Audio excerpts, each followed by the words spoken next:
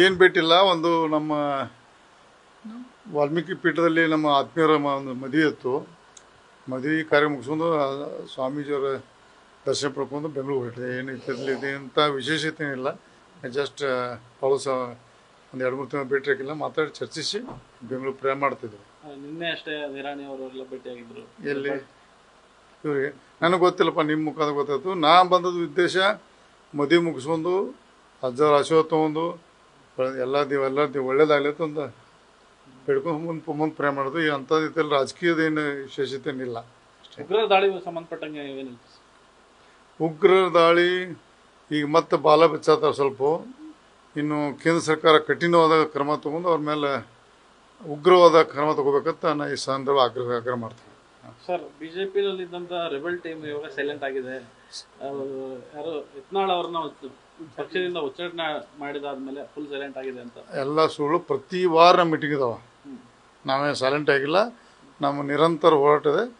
ಅದು ಉಚ್ಚಾಟನೆ ಪ್ರತಿಕ್ರಿಯೆ ಪಕ್ಷದ ಒಂದು ಪ್ರತಿಕ್ರಿಯೆ ಅದ್ರ ಬಗ್ಗೆ ನಡೆದಿದೆ.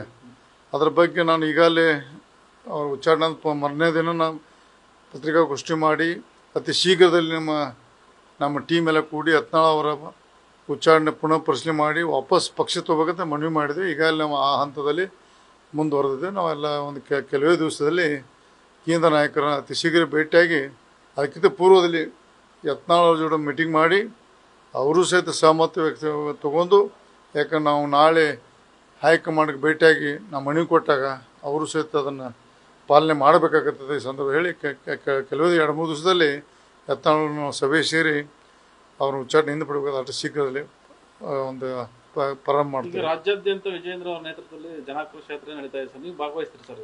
ಇಲ್ಲ, ನಾವು ಭಾಗವಹಿಸಿಲ್ಲ. ಆದರೆ ಅವರು ಮಾಡಲಿ, ಪಕ್ಷ ಸಂಘಟನೆ ಯಾರೇ ಮಾಡಲಿ, ವಿಜೇಂದ್ರ ಮಾಡಲಿ ಅಥವಾ ಯತ್ನಾಳ್ ಮಾಡಲಿ, ರಮೇಶ್ ಜಾರಕಿಹೊಳಿ ಪಕ್ಷ ಒಳ್ಳೆಯದಾದ್ರೆ ಮಾಡ್ಬೋದು. ಅದೇ ನೀವು ಭಾಗವಹಿಸಿಲ್ಲ? ನಾವು ವಹಿಸಿಲ್ಲ. ನೋಡೋಣ ಮುಂದಿನದಲ್ಲಿ ಹೈಕಮಾಂಡ್ ಚರ್ಚೆ ಮುಂದಿನ ತಗೋಣ.